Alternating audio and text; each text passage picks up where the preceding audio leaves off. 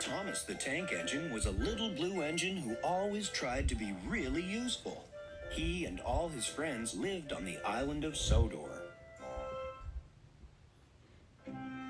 Life on the island of Sodor was very peaceful and happy. But on this beautiful island where trains could talk and the railroad was really reliable and right on time, trouble was brewing. Sir Topham Hatt, the railroad director, was going on a vacation. Mr. Conductor, who traveled from place to place in a shower of gold dust, was coming to help him out. "I have to go and meet Mr. Conductor," Thomas said. "He's going to take care of us while Sir Topham Hatt is away." "I think we can take care of ourselves," puffed Gordon. Whoosh! Suddenly, a big diesel engine raced past them. "Get out of my way, you blue puffballs," the diesel growled. "What was that?" asked Gordon nervously. "That was a problem," Thomas said as the diesel screeched away. "That's Diesel 10. Sir Topham Hatt sent him to help us steam engines, but Diesel 10 is behaving as though he hates us. I think he's a really scary engine." "Ha!" grumbled Gordon. "Really useful engines like us have to be brave, little Thomas." Thomas agreed, but he couldn't help feeling frightened. Meanwhile, Diesel 10 was planning to get rid of the steam engines once and for all. He wanted to run the railroad.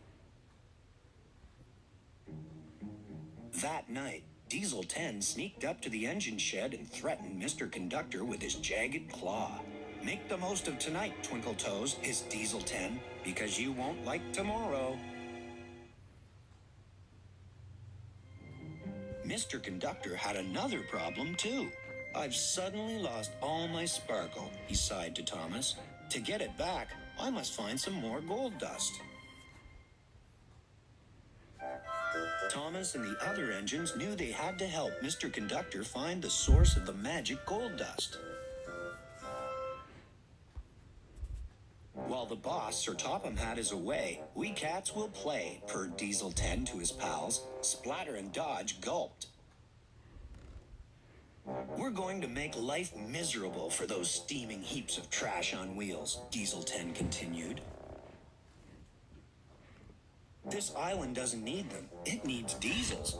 There's no use for steam engines these days. They're history." "But what about Mr. Conductor?" asked Splatter. "Isn't he going to stop us?" Dodge asked. "Mr. Conductor needs his magic gold dust to keep an eye on us," snickered Diesel 10. "And I know he can't, because he's just run out." A door opened on Diesel 10's cab roof, and out came his huge metal claw. "I'll take care of all of them with this," said Diesel 10. He lifted his claw high above them, but then it dropped and hit him on the head. "I don't think he meant to do that," Splatter and Dodge said to each other. Little did the Diesels know that Toby the tram engine had overheard their plans. Toby told the other engines. Then he followed the Diesels to see what they were going to do next. The Diesels were plotting to destroy the magic buffers that led to Mr. Conductor's magic railroad. "We don't know where the entrance to the magic railroad is, and we don't know which are the right buffers to destroy," said Diesel 10 to Splatter and Dodge. "So we'll have to destroy all of them."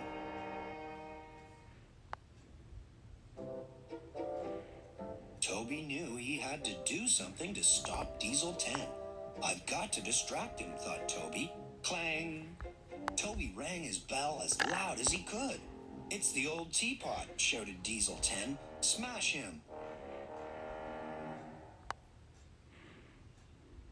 Diesel 10 tried to catch Toby with his claw, but he knocked over a pile of scrap right onto his own tracks. Diesel 10's path was blocked. "Boss, did you mean to do that?" asked Splatter and Dodge. Diesel 10 growled. "I always mean what I do." Diesel 10 was mad when he found out that Thomas had traveled the magic railroad to bring back Lady the Golden Engine. Lady was the source of the magic gold dust. She could help Mr. Conductor foil Diesel 10's plans. Diesel 10 chased Lady, but Thomas raced between them. All three engines headed towards a dangerous old viaduct. Lady crossed the old viaduct. Stones began to fall. When Thomas crossed the viaduct, more stones fell, and a big gap appeared in the track. Thomas jumped the gap just in time.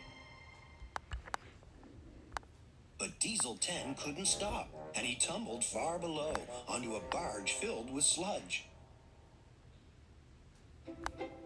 Lady was safe, and there would always be plenty of gold dust. "You're a really useful engine," Gordon told Thomas. "Peep, peep," Thomas said, and puffed home into the sunset.